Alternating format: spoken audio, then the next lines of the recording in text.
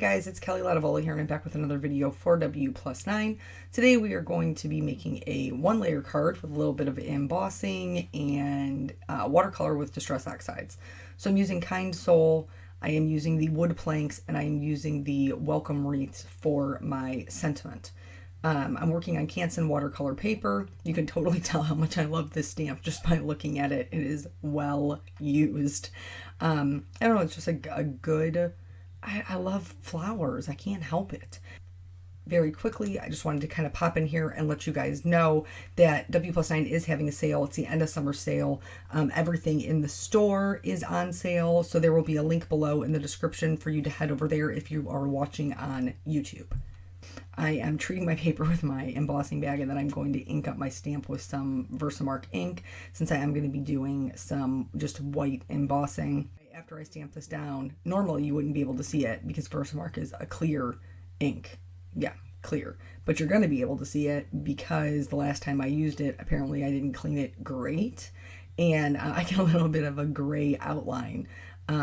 Judge me if you must. I'm fine with it.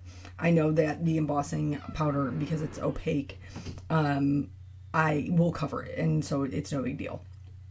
So I'm going to sprinkle some of that on, and then I'm going to clean up any spots where I got some that I didn't want. Sometimes it happens a lot.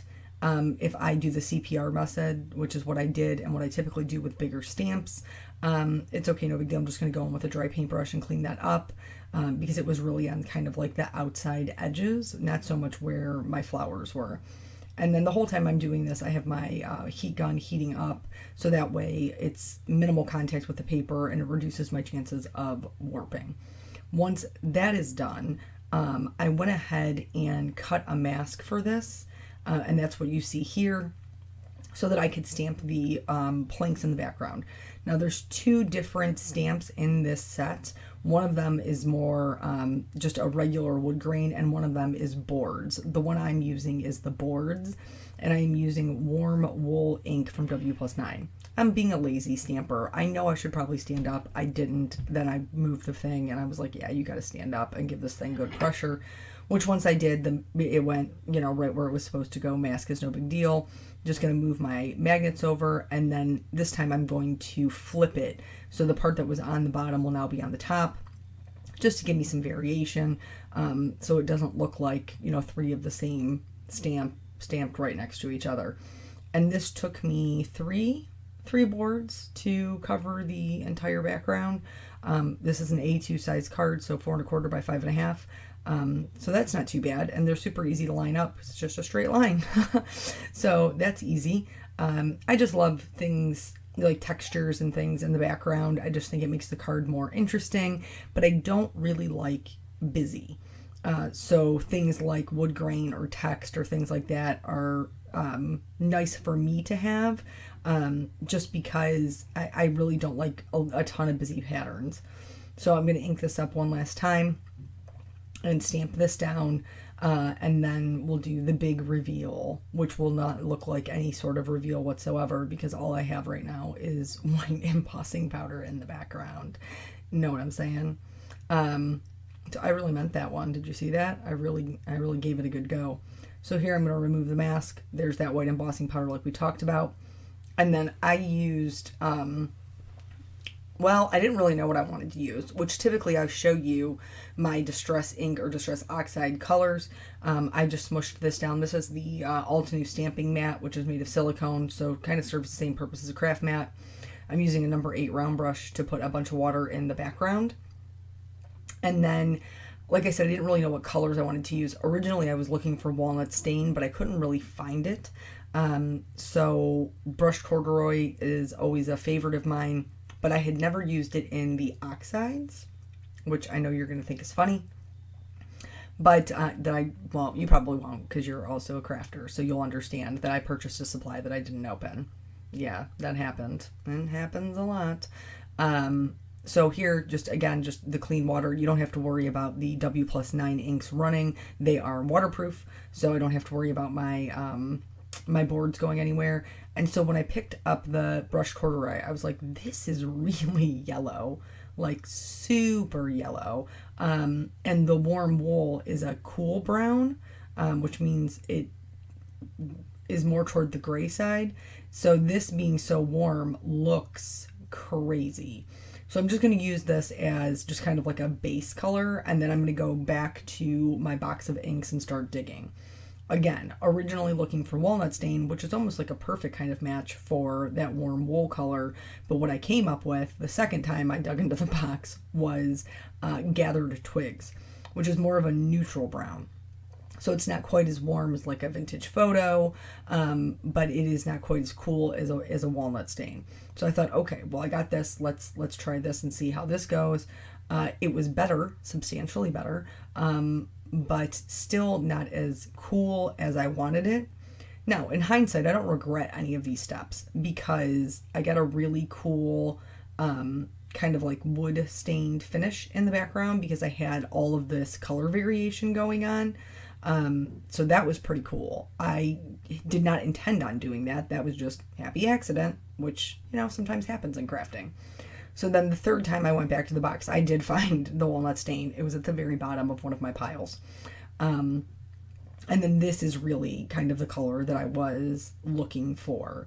And it's going to give me the most color variation because it is the darkest one.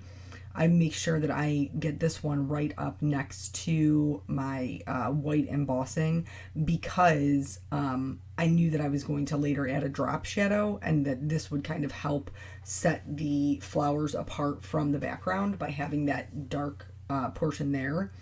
But just by nature, Distress Oxides are not as dark or as rich as Distress Inks because they have that pigment property. They dry kind of chalky. Which is really pretty, and I love using them with my Copic markers. Love, love, love, because they blend together seamlessly. So this is all drying out. You can see that super cool kind of finish I got, and then these are all of the colors that I'm going to use for my bouquet. Yes, I know 9 colors seems very extreme. However, there's 2 different types of flowers in here and lots of leaves. So I'm going to show you 2 different ways to do this. This first way is my preferred way. Normally you would not work next to 2 areas that are wet, but the embossing kind of acts like a dam, so it separates it and keeps the water in each one of those little petals. So I'm going to add to the base where I want it to be darkest my lightest color, which in this case is fossilized amber. So I'm going to add that where the darkest color is going to be. I'm just going to drop it in, not really spread it out, drop it in, move on. Then I'm going to add in the next darkest color, which in this case is ripe persimmon. And again, just adding that right over top of the yellow, not spreading it out, just leaving it. I did, for some of them, go back and pick up a little more so that the color would be more concentrated. The last color is festive berries, because when I Googled, these are anemones. When I Googled anemones, the bright red ones showed up. Now mine are a little bit more on the orange side, but I'm totally cool with that. I wanted to do a fall card, even though I'm so not ready for fall to be here. But then after I drop in those colors, I get my brush wet with just clean water and then drop that at the tips of the petals and let that like kind of swoosh back to where the color is and carry it. I did, again, like I said, go back in with some darker colors just to make sure that I was getting kind of the dimension that I wanted. For flower number 2, I'm going to do it the opposite way. So I'm still going to fill the whole flower in with water. And it's going to depend on what kind of look that you want, how much water you use. If you want just like the color to just crazy flow wherever you want it to go, then you're going to put down a lot of water. If you want a little bit more control, you're going to use a little bit of water. I just put down water until it was, pretty much covered. Some of them might have been a little bubbled up, honestly. But I'm fine with it. Like I was good with the way it was going. So I started with the festive berries, then I went to the ripe persimmon and dropped it next to it. Instead of on top of it, I dropped it next to it. And then the last color is the fossilized amber. They give you 2 different looks. One of them is a little bit more, I guess it sounds so weird to say, a little bit more watercolory. But the first way that we did it, where we add just the clean water, gives the flower an opportunity to kind of have some blank areas and fade out to white, which I really do enjoy. So now I'm going to go ahead and speed it up for the rest of the coloring. I did all of them the first way because, like I said, that's my preferred method, but you may like the way the other one looks, and that is also totally cool. So you just do whatever kind of floats your boat. So just remember, you're putting down clean water, dropping in the color, however which way you choose to do it, either from your lightest color and then darker consecutively on top of that, or darkest color and then your lighter colors consecutively next to that, whichever way you choose. Or something completely different. Maybe you have a technique that you already enjoy doing. Then do that. So for a little bit of story time here, we're going to talk about animals and insects. That's what we're going to talk about. Because Kelly's Critter Cottage, I just have a lot. I have a lot of those things. Side note about the centers. So when I Googled it, the red anemones have like a super dark blackish purple center. So I used Dusty Concord and Chip Sapphire, which is also what I used for the petunias. And then the lightest color in that is Seedless Preserves. This is going to not be dark enough for those centers once they dry. So I will go back and kind of adjust that. But for right now, that's what's in there. Anywho, back to the critters. So first things first, let's catch up on these fish, right? So the last time I talked to you, SpongeBob had just died. And then the next morning, Bubbles bit it. I figured Bubbles was going to be the next one to go because when we fed them, Bubbles did not eat. So Bubbles was on a suicide mission, I guess. But he didn't eat, and then he was dead the next morning. Currently, now that was 3 days ago. Currently, Jeff and Nike are still with us. They are still surviving. Jeff is in fact thriving. He is getting bigger. I think probably because he's being fed off the souls of all the fish that he murdered beforehand. So I talked to Peanut about, because there's a 14-day guarantee. So as these fish are dying, I'm not spending any money on them. Let's just be clear about that. Somebody had said that, like, you're spending a fortune in fish. I am not spending a fortune in fish because I am cheap. So if I could not have just replaced them for free, I would not have replaced them for sure. 100% would not have done it. But because there's a 14-day guarantee, I was basically just swapping out dead. I would take in a dead fish body. I would come home with a live fish. That's how that was working. But so I talked to Peanut after Bubbles died, and I was like, buddy, can we let the fish thing go? Like, can we just let it go? Like, we got 2 fish. If they live, cool. If they don't, cool. I mean, I know that sounds terrible, but like, I'm over it. And he said, yeah, that was fine. So we're a 2-fish family now. And I can't imagine it's going to be Jeff. Jeff's probably going to live till he's in college. And I'm going to be like, take Jeffrey Dahmer with you when you go. And then he'll die. That will be my luck. Like, Nathan will take him to college and then he'll die. Yep. That's going to happen. I can see it now. But anywho, so then the next issue, well, not issue, I guess the next pet, you guys had heard me talk before that I was looking for a puppy. I have been looking for a younger dog to kind of round out our family, for Peanut and for Molly to have a playmate. And so I've been looking for quite some time. There was, I told you before, Charlie, that did not work out. I had spoke to that same rescue about another dog that they had, but that dog would not be available until the end of August. And to be quite honest, like, the communication just wasn't great. It was 4 hours away from me. And so I started looking a little bit closer to home. I take Molly to a rescue near me because it's a half rescue, which is how it started. But then it's also like a doggy daycare, kennel, groomer. And so take Molly there to get some exercise. And then when we went on vacation, that's where I boarded her.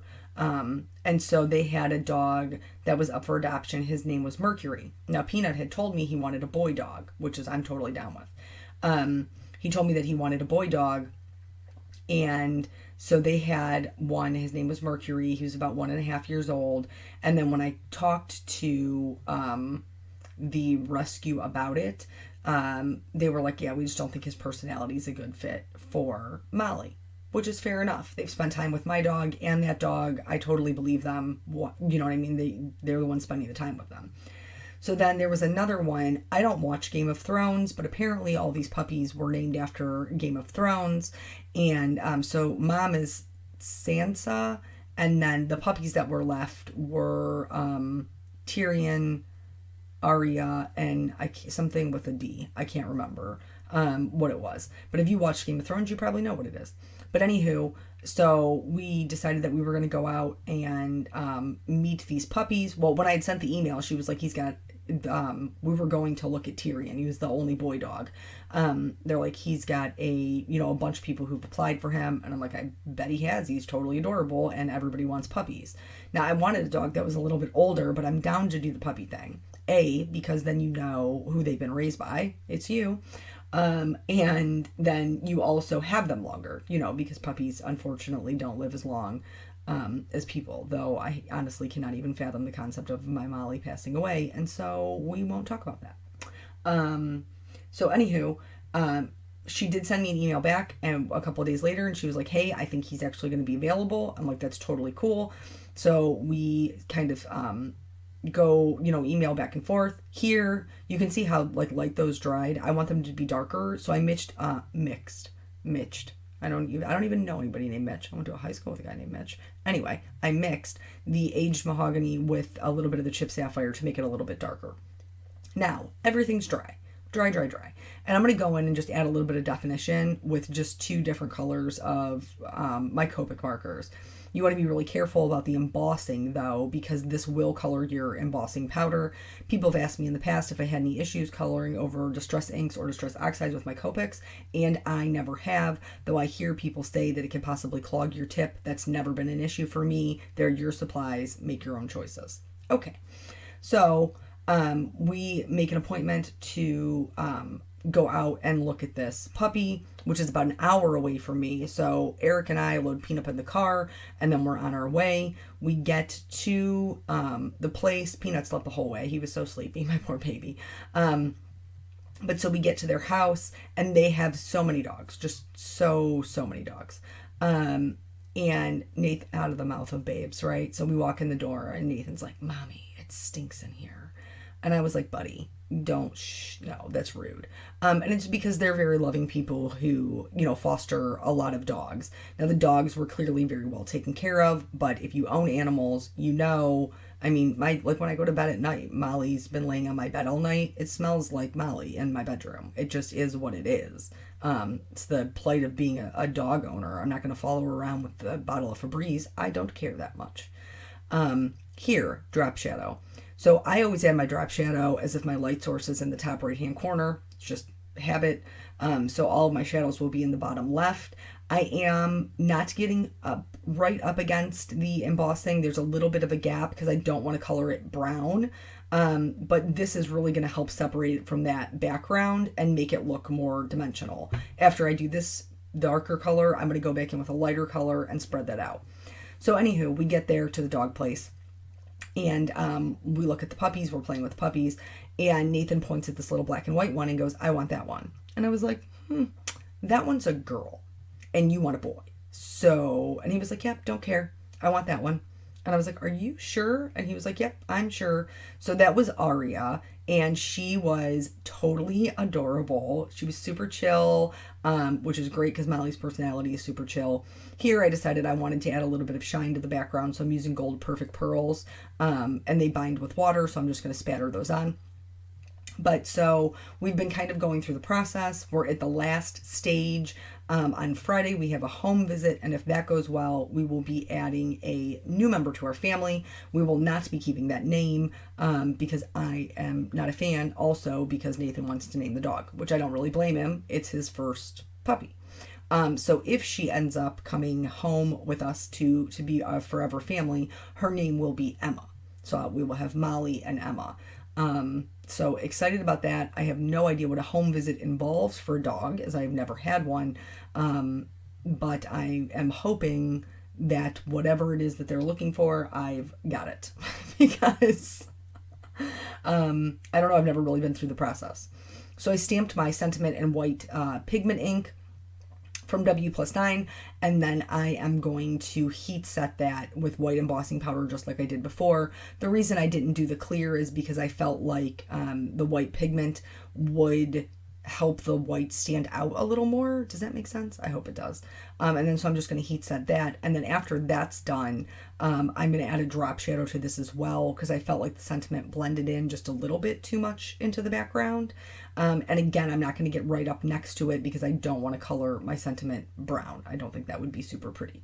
But just this little teeny tiny thing that you can do just by adding the shadow really helps it kind of pop forward and makes it much more legible. So yeah, Emma, I will keep you updated on that. We're not going to get to the insect story because here we're almost done, but I will tell you about that in my next video. Don't you worry. The last thing that I am going to do is I'm just going to add some clear glitter here to the flowers because I love all things glittery. And then that's it. That is the entire card. So thank you guys so much for joining me, and I will catch you on the next video. Bye.